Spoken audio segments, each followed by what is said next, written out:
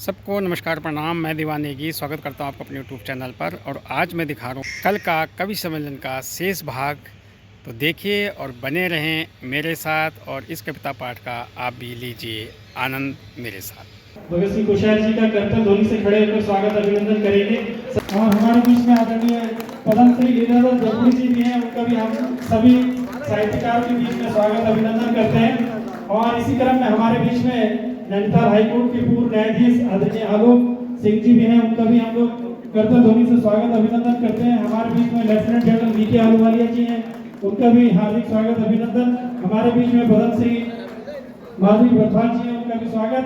और हमारे बीच में पद्मश्री डॉक्टर आर के जैन जी भी हैं, उनका हार्दिक स्वागत अभिनंदन। मैं तमाम 4G मिशन संस्था के तमाम साथियों का, टीम का, जो इस कार्यक्रम को सफल बनाने पे लगे हुए हैं। इस कार्यक्रम के प्रेरणा स्रोत हमारे शालीन सिंह जी, चेयरमैन संस्कार इंटरनेशनल स्कूल, उनका बहुत हृदय से जरा जोरदार तालियों से ये परंपरा शुरू हुई है। आज से 1 अक्टूबर से हम प्रतिवर्ष ये कार्यक्रम करेंगे और इसका श्रीगणेश हमारे भगतदा सबके जन जन के प्रिय और सबको प्यार देने वाले भगतदा के हाथों आज हुआ है। नमस्कार, मैं गायिका श्रेया शालीन आप सभी के समक्ष अब एक गीत प्रस्तुत करने जा रही हूँ। बहुत ही भावुक गीत है, मुड़ के ना देखो दिलबरू। तो ये गीत दर्शाता है कि एक बेटी विदाई के वक्त अपने पिता से उसके जो भाव है वो दर्शाता है।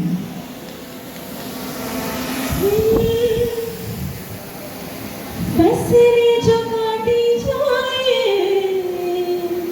उगती नहीं, ओ फसले जो काटी जाए उगती नहीं,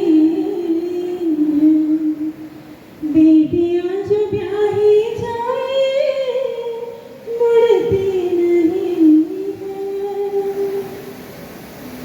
ऐसी विदाई हो तो, लंबी जुदाई हो तो, दहलीज दर्द की भी पार करा दे। बाबा मैं तेरी मलिका, टुकड़ा हूँ तेरे दिल का, एक बार फिर से दहलीज पार करा दे। मुड़ के ना देखो दिलबरो, दिलबरो, मुड़ के ना देखो दिलबरो,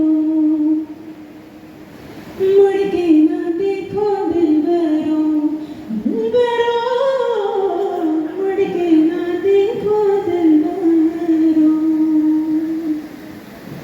मेरे दिलबरो।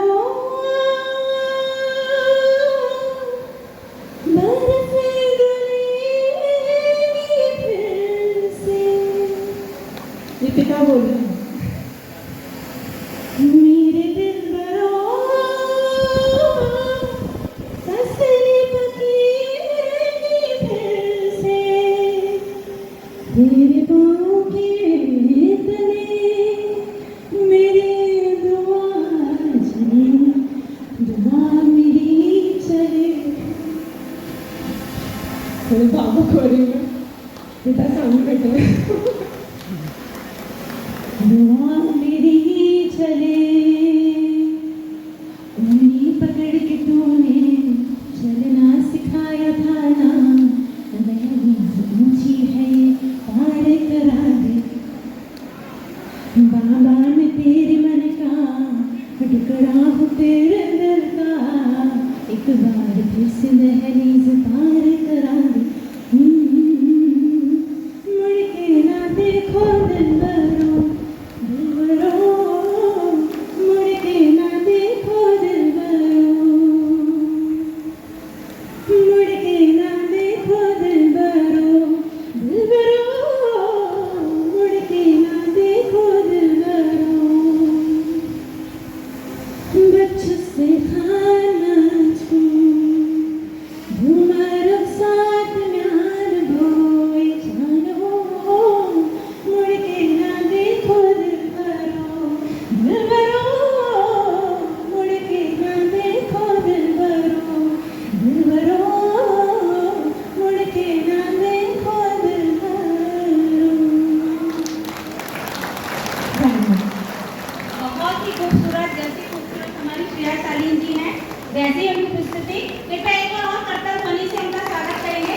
लगातार ये कविताओं का मंचन करती रहती हैं और कई किताबें इन्होंने लिखी हैं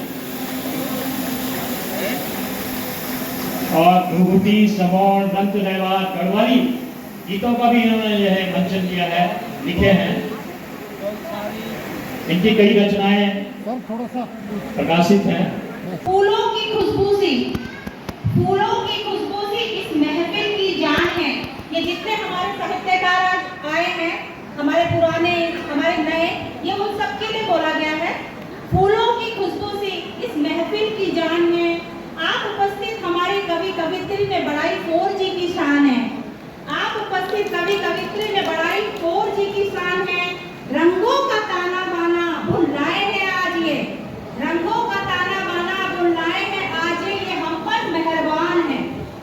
सुनते रहिएगा इनको आज, सुनते रहिएगा इनको आज, क्योंकि ये सब का मिलना एक साथ ना आसान है। कोई पुरानी कोई नई खुशबू से भरे, कोई पुरानी कोई नई खुशबू से भरे ये मर्दबान है। और इसके बाद ओल्ड वाइन के जैसे, ओल्ड वाइन के जैसे इन सभी के काव्य में नशा ही नहीं मंत्रमुग्ध हो उठोगे आप, रखते ऐसी बान है। और आखिरी में एक पंक्ति, पकड़ के बैठिएगा, पकड़ के बैठिएगा इनको आज, क्योंकि इनसे इस रंगी महफिल के ये मेहमान हैं, इस रंगी महफिल के ये मेहमान हैं। देखिए कम से कम 10 पुस्तकें इनकी प्रकाशित हो चुकी हैं।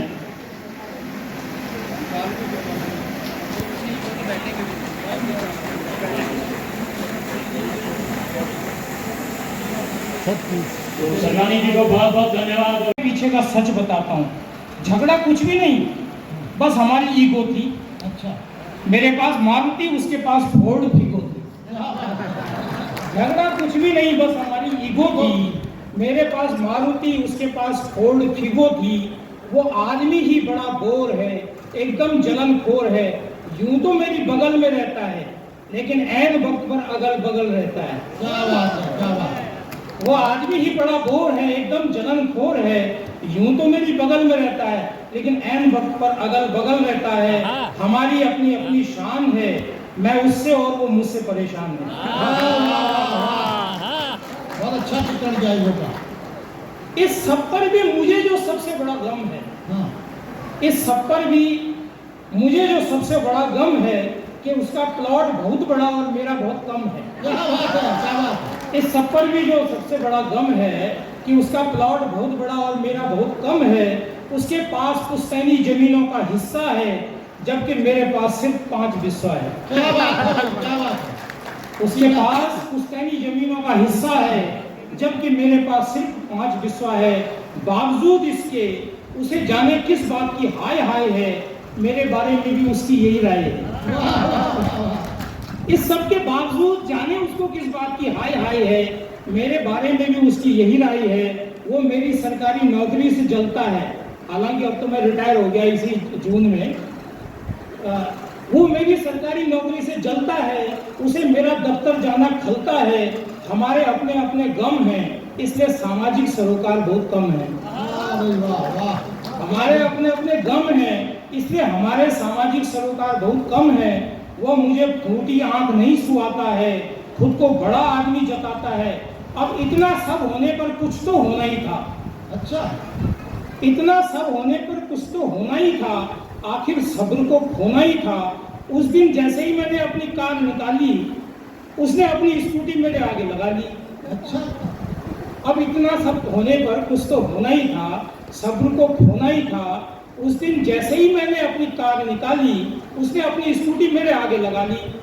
मैंने उसे मन ही मन कोसा, लेकिन मुझे था अपनी ड्राइविंग पर भरोसा। उसे मैंने मन ही मन कोसा, लेकिन मुझे था अपनी ड्राइविंग पर भरोसा। सड़क में गड्ढे भरपूर थे, अपन भी मस्ती में चूर थे। परिस्थितियों ने जोश से भर दिया, मैंने ब्रेक की जगह पांव एक्सीलेटर पर धर दिया। सड़क में गड्ढे भरपूर थे, अपन भी मस्ती में चूर थे।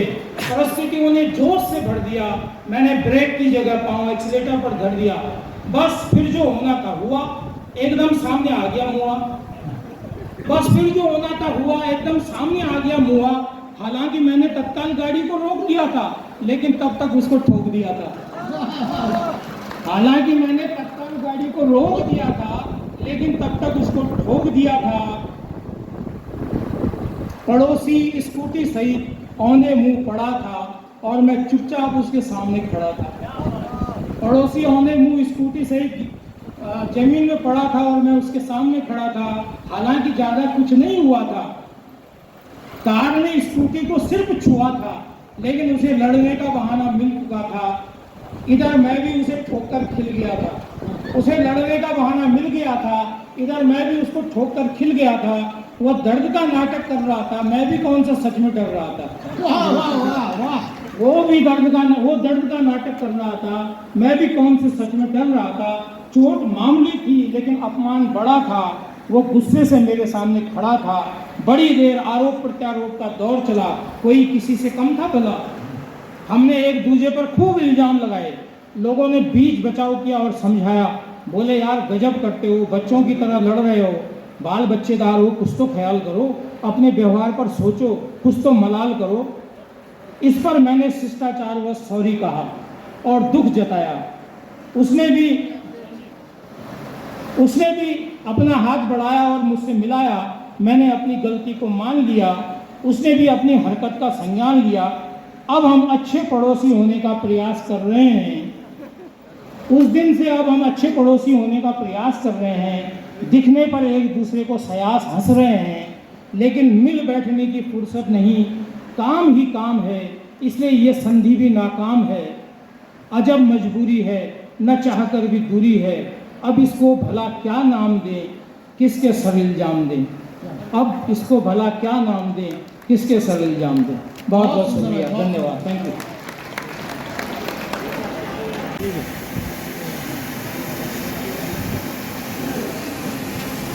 इस संस्था के द्वारा आयोजित स्वतंत्रता सेनानी चौधरी सत्येंद्र सिंह कला व साहित्य रत्न पुरस्कार के इस कार्यक्रम में हमारे मध्य में हमारे श्रेष्ठ साहित्यकार आदरणीय जगोड़ी जी, इस कार्यक्रम के संयोजक भाई सुभाष चंद्र भट्ट जी और आदरणीय शालीन सिंह जी, मंच पर उपस्थित आज के सभी सम्मानित साहित्यकार कविगण यहाँ उपस्थित, जिन्होंने अपनी सुंदर सुंदर रचनाओं से हम सब लोगों को आनंद विभोर किया, भाव विभोर किया। ऐसे सभी हमारे कवि कवित्रीगण और उपस्थित श्रोता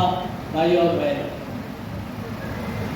मैं सबसे पहले तो सोसाइटी के और इस कार्यक्रम के आयोजकों को बहुत बहुत बधाई देता हूँ कि इन्होंने आज हमारे चंद्र सिंह गढ़वाली जी के बलिदान दिवस और हमारे इस पूरे क्रांतिकारियों के संबंध में और विशेष करके चौधरी सत्येंद्र सिंह जी के स्मृति में इसका आयोजन किया।